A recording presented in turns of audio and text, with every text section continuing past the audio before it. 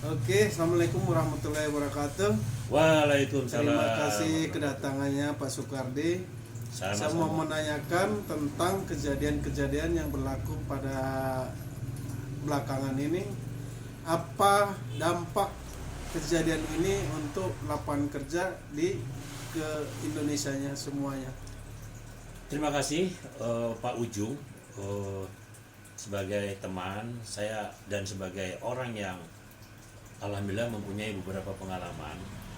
Mungkin menurut saya sangat jelas dampaknya, yaitu investor ragu-ragu untuk menginvestasikan dananya ke Indonesia.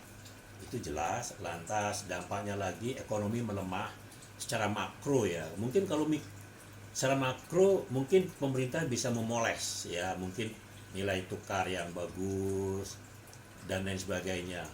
Namun demikian secara mikro secara mikro itu dampaknya luar biasa di ekonomi.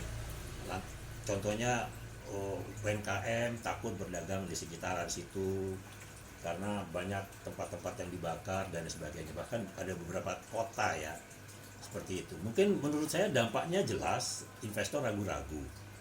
Saya rasa mungkin seperti itu Pak Ujung. Oke. Apa kira-kira langkah yang perlu kita ambil Pak untuk mencari solusinya ini? Solusinya adalah pemerintah harus segera mungkin menciptakan lapangan pekerja. Itu penting itu. Ya, Sebagaimana diketahui, apabila komentar tentang rekomendasi dari Bank Dunia bahwa kaum miskin di Indonesia itu ada sekitar 65%, yang mana itu sekitar 100 sekian juta orang miskin, sangat berseberangan dengan apa yang dikomentari oleh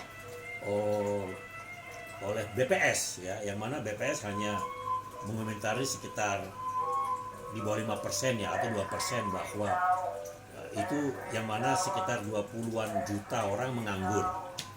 Sehingga solusi yang paling bagus adalah pemerintah ya, untuk sementara izinkanlah young generation atau yang disebut Gen Z itu ya, Gen Z itu diperbolehkan saja kerja ke luar negeri. Contohnya peluang-peluang pekerjaan di luar negeri yang banyak kan di Jepang itu ada 600-an ribu. Korea, lantas di Taiwan itu yang mana hanya berbekal ijazah SLA. Kalau Jepang kita bisa berbahasa Jepang, lantas lulus psikotes dan kesehatan harus bagus, dan maksimum hanya 25 tahun. Nah itu saya yakin pemerintah bisa memfasilitasi hal-hal seperti itu. Mungkin membekali mereka itu dengan gratis ya, dengan gratis dari Departemen Tenaga Kerja yang kemarin itu tercoreng beberapa karyawannya dan stafnya itu terkena OTT, berikut dengan one man-nya ya terkena. Nah ini untuk membayar kepercayaan masyarakat harus digratiskan, disertifikasi, dididik dari Sabang sampai Merauke. Di kantor-kantor cabang itu dididik anak-anak yang sehat itu supaya mau bekerja ke luar negeri. Karena seperti apa yang dilakukan India dan Filipina itu seperti itu. Mereka itu salah satu divisanya adalah penempatan tenaga kerja ke luar negeri, outsourcing personnel gitu ya. Seperti itu. Nah, kalau di Eropa itu maksimum itu insya Allah yang saya tahu dari teman saya itu umur 45 tahun bisa Pak. Bisa. Sepanjang badan sehat ya. Bahkan di salah satu negara itu tidak perlu pandai berbahasa Inggris pada bahasa asing, yang penting sehat jasmani dan rohani, lulusan SD pun tidak apa-apa, karena mereka akan dipekerjakan di manufaktur, bekerjakan di pertanian, dan juga dipekerjakan di bidang-bidang properti gitu ya. Nah, sehingga mereka itu dari tenaga kerja kasar pun tidak mengapa. Mereka bekerja sebagai pembantu di sana ya, sebagai helper lah ya. Namun demikian apabila kita mempunyai skill yang berlebih gitu, meskipun ekspektasi kita yang dikirim ke sana itu ternyata melebihi kapasitas yang bersangkutan, tidak apa-apa, itu bisa menaik secara gradual. Dan cutinya yang saya tahu itu setahun sekali. Nah, kira-kira begitulah Pak Ujung yang menurut saya dari segi lapangan pekerjaan. Oke Pak, ini sepertinya kita nyambung nih Pak. Kalau saya sih sudah pengalaman kerja di Malaysia, Thailand, Australia. Dan di situ saya nggak pernah diminta ijazah Pak Jono. Ya. Saya ngelamar kerja yang penting datang ke lokasi, dites, bisa ngelas, bisa kerja, udah. Yang lain mah nggak perlu. Nanti besok langsung masuk kerja gitu kalau di sana. Jadi Yang paling penting kompetensi ya, yang keahlian. paling penting itu skillnya di situ. Oke. Jadi kalau saya waktu di Australia malah saya disuruh ngajar anak-anak yang magang di situ. Oke. Padahal saya di situ baru kerja sebulan. Cuman karena dilihat cara saya ngelas, karena saya di situ kan udah 6G ya, 6G namanya kalau di sana. Jadi overhead ngelas bisa, semua all position bisa. Jadi situ dibutuhkan skill aja, emang nggak diperlukan ijazah kita SMA ke S1 S2 nggak perlu. Saya setuju dengan pendapat Pak Ujung karena barusan tidak sampai sebulan yang lalu kawan saya itu berangkat ke Qatar. Beliau sebagai pengawas tukang las ya, kalau disebut itu secara internasional adalah quality control. Iya. Dan dia berangkat ke sana dengan gaji otomatis bagus ya. Dan setahun yang lalu betul kata Pak Ujung bahwa teman saya itu hanya pemetik bunga saja di Australia, kerja di mana di kebun apel maksudnya.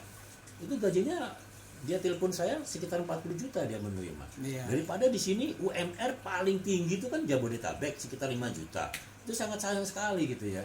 Seperti itu. Lagi pula minus BPJS tenaga kerjaan dan BPJS kesehatan. Maka dari itu saran saya pemerintah mohon Pak Prabowo melalui Menteri Ketenaga Kerjaan, marilah anak-anak didik kita ini ditingkatkan kompetensinya. Seperti tadi Pak Ujung mengatakan bahwa meskipun kita itu tidak ditanya ijazah, namun demikian kita punya keahlian mengelas, keahlian sebagai tukang, itu dibuatkan semacam pengalaman, kompetensi, sertifikat lah ya bahwa yang bersangkutan bisa. Ya mungkin kalau di negara yang mayoritas berbahasa Inggris seperti di Australia, Singapura, Malaysia. Tapi kalau Singapura, Malaysia, ya mohon maaf ya, kita tidak tertarik karena rate-nya kurang lebih sama ya. Dan apa-apa mahal. Yang paling bagus adalah Jepang, Korea, Taiwan. Itu untuk timur jauh. Jangan mau ke Kamboja, jangan mau negara-negara miskin. Itu tidak mungkin. Apalagi Laos. Itu jelas negara-negara miskin yang tidak mungkin menciptakan lapangan kerja. Itu pasti bohong ya. Maka dari itu pemerintahlah yang harus meng-create pekerjaan di luar negeri. Maka dari itu duta besar di timur jauh, di Eropa, lantas di sekira timur tengah itu. Nah, itu harus betul-betul duta besar yang mengerti business development tentang lapangan pekerjaan di sana, bukan cuma duduk manis, tanda tangan protokol dan segala macam, itu percuma. Makanya harus betul-betul kalau bisa ya, jangan kalau bisa, harusnya bukan partisan ya, bukan partisan. Pak Prabowo kan pernah bicara jangan partisan. Kalau partisan tuh kalau menurut saya mohon maaf ya, nothing seperti itu. Nah, sehingga waktu saya umroh ya, dan waktu saya haji tahun 96 itu saya berkomunikasi dengan orang Filipina di Jeddah. Waktu saya mau pulang, saya panggil, halo sir, how are you? Fine sir, are you from Filipino? Yes, I'm from Filipino. How do you know? I know your face. Lantas saya tanya lagi, sudah berapa lama kamu di sini? Sudah 3 tahun katanya. Oh, sudah 3 tahun. Bisa bahasa Arab dong? Bisa saya bahasa Arab, tapi saya menghindari bahasa Arab. Lebih baik saya berbahasa Inggris karena akan lebih dihargai katanya. Oh begitu, iya. Nah itu dari Filipina itu. Bahkan waktu tahun 2012 juga saya ke sana, ketemu lagi orang Filipina di Jeddah. Dia sudah 8 tahun bolak-balik Filipina Jeddah bekerja sebagai pengawas bangunan. Saya yakin orang Indonesia itu banyak yang bisa. Kalau bangunan jangan ditanya lah, Indonesia di Jakarta, gudangnya banyak yang bisa. Sehingga kirimlah generasi Z itu ke sana Pak. Dan itu kan akan mengirim devisa ke Indonesia sebagai devisa kita di sini. Nah, untuk orang yang bekerja di sini ya otomatis yang berpengalaman. Saya sarankan pemerintah ya, diizinkanlah orang-orang yang seperti kami. Saya sudah 66, Bapak ini sudah mau 60 gitu ya. bekerja di Indonesia, karena saya waktu bekerja di perusahaan asing di salah satu kota di Batam itu 73 tahun sebagai chip mekanik, orang Polandia bisa bekerja sepanjang sehat jasmani dan rohani. Seperti itulah, sehingga bisa menciptakan lapangan kerja untuk menghindari turnover, keluar masuknya orang karena tidak puas dengan penghasilannya, mereka keluar cari pekerjaan di tempat lain. Saya rasa seperti itu untuk solusinya, terutama Gen Z ini dikirim aja lah ke luar negeri, jangan gengsi kita. Saya rasa seperti itu. Untuk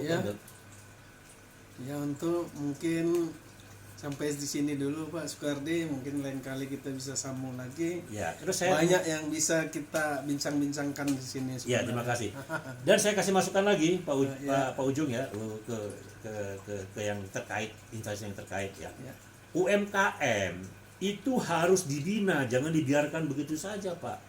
Contohnya misalnya di pasar-pasar yang rame ya, Tanah Abang misalnya, ada orang jual nasi A, di sana juga nasi A, bakso A, di sana juga bakso A, ayam geprek A, di sana juga, sehingga jadi ini tergantung brandnya. Nah, dibuatlah klaster yang kalau jual ayam geprek di sini, restoran Padang di sini, bakso di sini, minuman di sini, seperti itulah dibuat klaster sehingga mereka itu bisa punya daya saing tersendiri dan bukan monopoli ya, karena sehingga mereka banyak konsumen yang membeli itu tidak ada pilihan. Oh, nasi Padang di sini, oh bakso di sini, oh minuman di sini, seperti itu kira-kira. Dan ayam geprek di sini. Jadi bukan di sana geprek, bingung orang mau beli. Akhirnya banting-bantingan harga, serba 10.000, sebelah 12.000. Itu tidak sehat. Bayangkan saja ada jenis kopi, berapa ratus jenis kopi di sini.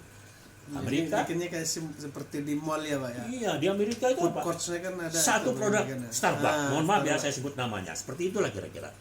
Nah, kedua, UMKM yang kecil dibina sampai dia menjadi menengah sampai menjadi besar itu dibina lagi, harus go pabrik. Sehingga mereka itu mempunyai kemajuan yang berkelanjutan. Mengapa saya sarankan seperti itu? Supaya masyarakat yang seperti kita ini yang sudah tidak mampu bekerja lagi bisa menjual aset, beli saham Pak. Saham itu daripada, mohon maaf ya, untuk koperasi Pak, saya jamin belum tentu bisa berhasil, karena orang Indonesia itu everybody want to become the boss. Semua tuh pengen jadi bos. Saya berseberangan dengan Bapak di parpol A, saya bikin parpol lagi.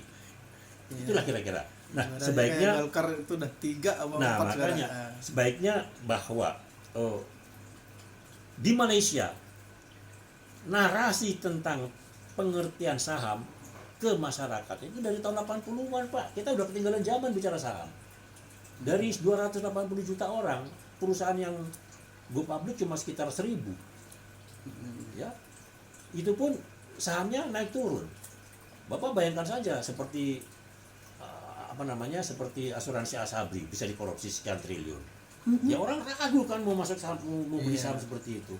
Jadi buatlah perusahaan itu yang sahamnya itu bisa sustain, berkelanjutan, dan paling tidak bertahan sekian tahun tuh bagus harganya. Nah, ini caranya adalah Menteri UMKM itu harus mendidik, jangan membiarkan begitu saja. Malaysia seperti itu Pak.